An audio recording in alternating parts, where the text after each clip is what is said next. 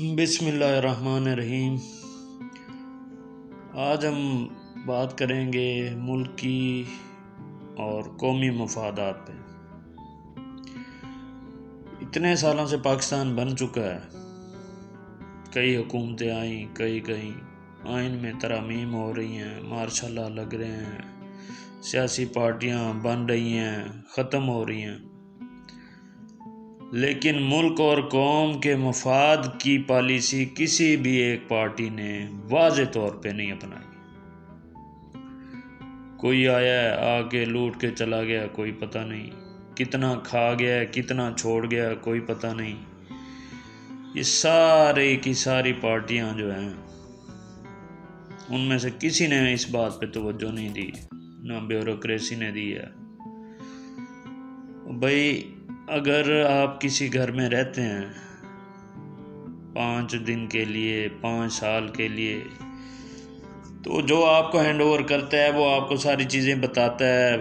कि ये चीज़ पड़ी है, आप आए हैं साल 6 महीने के लिए। जब आप जाते हैं तो वो हर चीज़ अपनी चेक करता है। एक पेट्रोल पंप है, उसमें शिफ्ट चेंज होती है, लेबर एक हुकूमत आ रही होती है, उसकी दूसरी जब जाने लगती है तो वो उसको हिसाब किताब दे के जाती है। आपका कोई कारोबार है, बिज़नेस है, कोई भी चीज़ है, कोई भी बंदा है, एक रेडी वाला भी जब रेडी किसी के हवाले करके जाता है तो दूसरा आने वाला पहले तो सारा वो रिकॉर्ड चेक करता है, देखता है उसको कि हाँ जी ये कुछ पड़ा है, और उसके बाद जब वो वापस जाने लगता है तो असल मालिक को फिर वो हिसाब किताब दे के जाता है कि ये जी इतने फ्रूट थे, इतनी सब्ज़ी थी, मैंने इतनी बेची, ये पैसे हैं और ये बाकी आपका सामान पड़ा है, चाहे करियाना स्टोर है, मेडिकल स्टोर है, कुछ भी है। लेकिन मुल्क के मामले में हर कोई बेवकूफ़ हो जाता है, अपने मामले में सारे बड़े समझदार हैं, 1.5 सियाने बन जाते हैं। मुल्क और कौम के लिए ये सारे एक ही पेज पे होते हैं, वो पेज होता है लूट मार। अभी तक हमारे मुल्क में ये चीज़ बनी नहीं है कि बिलफर्ज अगर खान साहब की हुकूमत गई है, वो 26 अरब डॉलर छोड़ के गई है, या नवाज शरीफ की गई है तो वो XYZ डॉलर छोड़ के गई है, या जरदारी साहब की हुकूमत गई है तो वो छोड़ के गए हैं, तो अभी तक इन्होंने ये कानून ही नहीं बनाया। यही बनाने वाले हैं ना, और ऐसे कानून अपने लिए ये क्यों बनाएं ताकि इनको मसाइल का शिकार ना हो। फिर तो इनका चेक एंड बैलेंस और ऑडिट होगा और सवाल जवाब होंगे, उसमें फंसेंगे। तो हुकूमत जा रही है, उसने आपके हैंड ओवर किया है मुल्क, तो अगर वो 26 अरब डॉलर या 1 अरब डॉलर या 100 अरब डॉलर आपके हवाले कर गई है, तो उसकी एक कमेटी बैठनी चाहिए दरमियान में कि हाँ जी ये देखो जी ये कमेटी बैठी है, इनके वो आने वाली हुकूमत को उसके हैंड ओवर करे कि ये जी 26 अरब डॉलर हैं,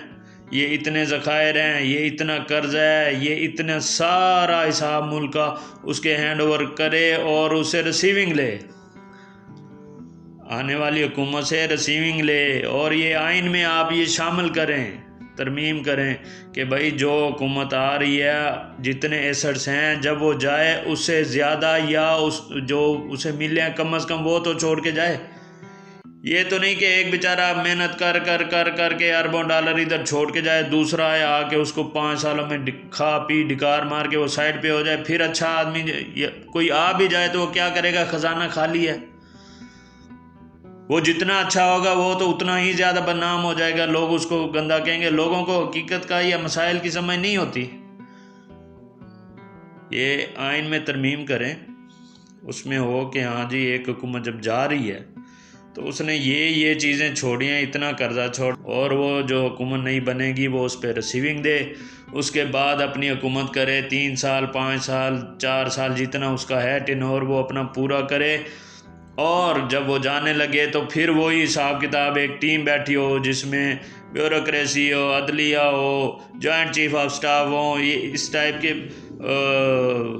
आला अहदेदारान जो मुल्क के, वो कहते हैं ना कि हम मुल्क के बाप हैं, वो इसमें इस टीम में शामिल हो। वो जाने वाली हुकूमत से फिर वो रिसीविंग ले और ऑडिट करे और उसे बताए कि जब तुम आए थे इतने अरब डॉलर था रिज़र्व, ज़खायर हमारे ये थे, अब तुम जा रहे हो तो ये कम है, ठीक है, ये कम है तो क्यों कम है, और इनके ये जो लॉस है, ये जो इनकी शाह खर्चियाँ, फजूल खर्चियाँ, या जो इन्होंने ख़जाना खाली किया है बजाय मुल्क को आगे ले जाने के पीछे ले गए हैं, इनकी नायली वजह से जो हुआ है, तो इन्हें कहें कि हाँ भाई अब इस वजारत में बिलफर्ज वजारत सेहत में इनको 2 अरब का नुकसान हुआ पड़ा है। जब आए थे तो और अगर रकम थी, अब और है, पेंशनें और वो दे के तनख्वाहें शनख्वाहें दे के, तो वो इस वजारत सेहत के वज़ीर की प्रॉपर्टी को डेबिट करें, उसे चाहे बेचें, ये नेट कैश दें तो नेट अपने ख़जानों में से जो बाहर पड़े होते हैं उसमें से दें, अपनी प्रॉपर्टी बेच के दें या जैसे दें, ये उसको पूरा करें। फिर दूसरी वजारत को पकड़ लें, फिर तीसरी को, चौथी, उसको पूरा पकड़। अगर वो कहता है कि नहीं जी वो ये थे, स्पेशल हालात आ जाते हैं, जैसे कोरोना आ गया था, जैसे अब सैलाब आ गया, तो स्पेशल ऐसे कंडीशन जब आती है तो ये वजारतें, ये रूल हो कि ये स्पेशल परमिशन लें कि हाँ जी मेरे पास 10 अरब डॉलर था, मैं इस हिसाब से जा रहा था और मैंने जाते हुए 12 अरब डॉलर छोड़ना था ख़जाने में, लेकिन ये एमरजेंसी, ये आफात, ये हालात आ गए हैं, लिहाजा अब मैं 10 अरब की बजाय हो सकता है 8 अरब डॉलर छोड़ जाऊँ, तो ये 2 अरब डॉलर मेरे एक्स्ट्रा खर्च हो रहे हैं, इस बिल पे साइन करें, ये रिक्वेजिशन पेश करें। और वो जो टीम है जो बिल्कुल न्यूट्रल हो, जो बिल्कुल हाई फाई लेवल की हो, जिसमें चाहे आला ओहदेदारान, जिन अब हमारे फोर्सेस के हैं आपको पता ही है, वो उनका एक नुमाइंदा हो, आला अदलिया का, सुप्रीम कोर्ट की इन्वॉल्वमेंट हो उस कमेटी में, और ताजरों की हो जाए, इंजीनियर्स डॉक्टर की हो जाए, वकला में से हो जाए, ये बैठ के उस टीम का ये हिस्सा हो, ये उसको चेक करें, उस रिक्वेजिशन को चेक करके अगर ये उस पर साइन कर देते हैं बिल पे, तो फिर जब उसकी हुकूमत जाएगी तो उसको वो 1 करोड़ या 2 करोड़ या XYZ जितना है उसको वो रिबेट मिल जाए स्पेशल कंडीशन पे। उसके अलावा जो भी हुकूमत है जितना उसने वो लिया है, जितना ज़खायर उसके हवाले हमने किया, हमने तो पूरा मुल्क उनके हवाले करते हैं ना। जब एक हम हुकूमत बनाते हैं, जिसको वोट देते हैं, तो हम तो 5 साल के लिए उसको बिठाते हैं ना। पूरी अवाम मिल के वोट देती है, कहती है कि ये हमारा मुल्क है, इसके तमाम ज़खायर, तमाम फोर्सेस, सारा कुछ हम आपके हवाले कर रहे हैं, इसलिए कि आप इस मुल्क को सही रास्ते पे लेके चलें और इस कश्ती को किनारे पे लगाएं। लेकिन क्या होता है कि वो किनारे पे लगाने की बजाय खुद छोटी सी कश्ती में बैठ के निकल जाते हैं, और वो पूरा बहरी जहाज़ वो उसको गर्क करके चले जाते हैं, कोई पूछने वाला नहीं है। और उसकी वजह एक है जो मुझे समझ आ रही है, वो ये है कि हमारे हर इदारे के, चाहे चेयरमैन वापडा हो, चाहे चीफ जस्टिस हों सुप्रीम कोर्ट के, हाई कोर्ट के जजेस हों, या फोर्सेस के हेड हों, चाहे वज़ीर आला, वज़ीर आज़म, सदर और गवर्नर हों, ये रिटायर्ड हो के तो अक्सर बाहर चले जाते हैं। आइन में तब्दीली करें, मैं ये नहीं कहता कि कानून से बालातर हो के आप ऐसे करें, कानून बनाएं, उस कानून में वाज़े लिखा हुआ होना चाहिए कि कोई भी शख्स अगर पाकिस्तान में किसी भी शोबे का वज़ीर बनता है, वफाकी वज़ीर, या किसी भी शोबे का वो हेड बनता है,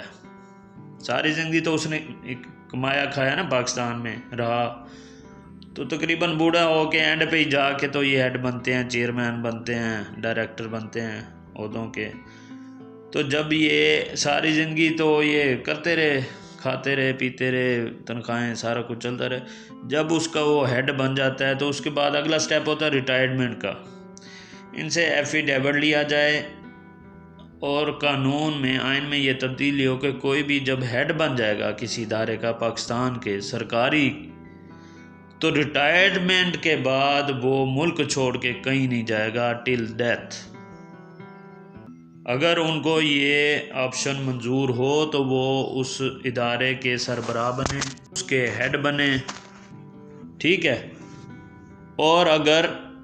उन्हें ये शर्त कंडीशन मंजूर ना हो, कहें कि नहीं भी हमारी मजबूरी, हमारे बीवी बच्चे उधर हैं या कारोबार उधर हमने जाके करना है, तो फिर उनको हेड ना बनाएं, क्योंकि बहुत सारे राज लीक आउट होते हैं, बहुत सारी चीज़ें होती हैं। बिलफर्ज अगर कोई हेड बना है, उसने करप्शन की है,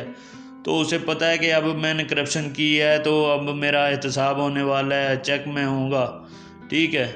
तो कैसे होगा? तो मुझे पता होगा कि रिटायरमेंट के बाद भी मुझसे ये सवाल किया जा सकता है कि तुम इस इदारे के इतने अरसा सरबराह थे, तुम्हारी मौजूदगी में ये हुआ वो हुआ, बताओ कैसे और क्यों हुआ। तो उसे इस चीज़ का डर और खौफ होगा, लिहाजा वो बेहतर कारकर्दगी अपनी अपनाते हुए, बेहतर रोल अदा करते हुए अपनी ड्यूटी सही परफॉर्म करेगा। अब देख लें, सारी ज़िंदगी माशाल्लाह नवाज शरीफ साहब मुल्क में रह गए हैं, इतना अर्सा हुकूमत मिलती तो लोग पता नहीं चांद अपना बना लेते, लेकिन इन्होंने जब बीमार होते हैं तो अपना इलाज करवाने के लिए जाते हैं जी, अब लंदन जा रहे हैं, उधर जा रहे हैं। अल्लाह के बंदो, तुम लोगों तो साहिब हैसियत हो, तुम्हारे पास तो इतना माल है, तुम तो चले गए ना लंदन में वो सैर करने भी और इलाज कराने भी।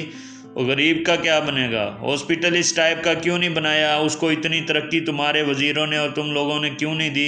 कि जब वही बीमारी जो तुम्हें लगी हुई है वो किसी और गरीब को लगे तो वो अपना इलाज करा सके। हर किसी के पास इतना पैसा नहीं है कि नहीं है, हर किसी के पास आराम की कमाई, फालतू कमाई, सिर्फ खाने पीने के सबको लाले पड़े हुए हैं। अगर आपके पास इतनी दौलत है, आप तो चले जाते हैं, लेकिन आपको मुल्क का वाली वारिस बनाया है कई दफ़ा।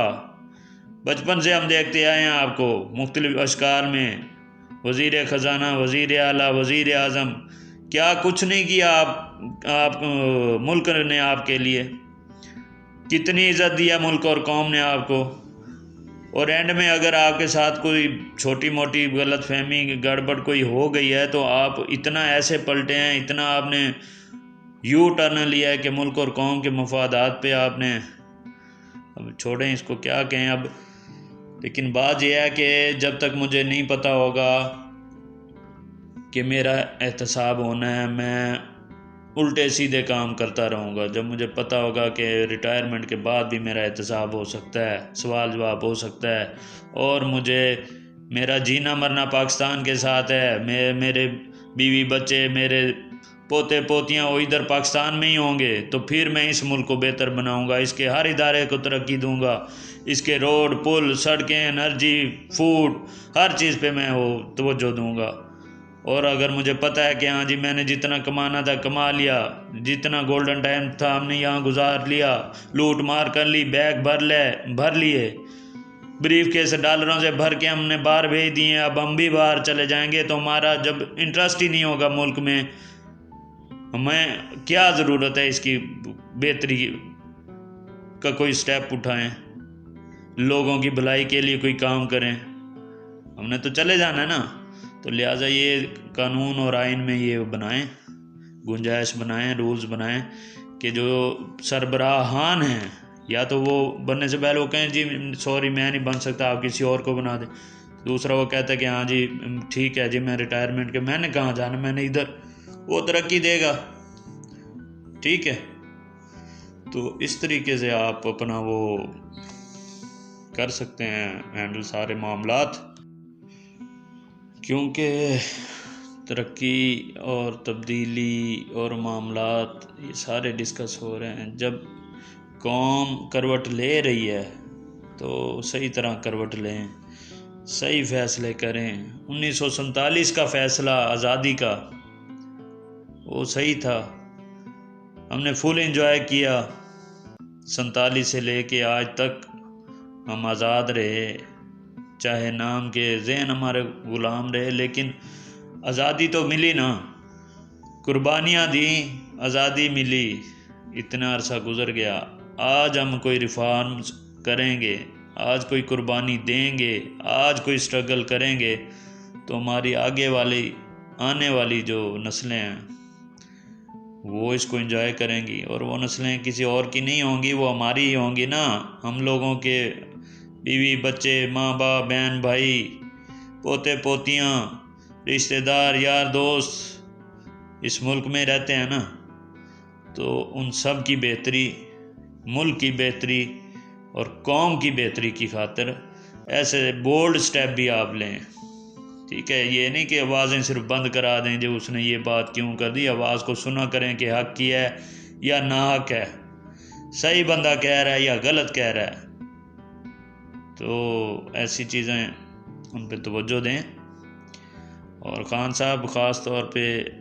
उम्मीद है आप ऐसी तब्दीलियां लाएंगे, ठीक है, कि जिसमें चेक एंड बैलेंस हो। आप भी आएँ तो आप जब आएँ तो आप इनको रिसीविंग दें।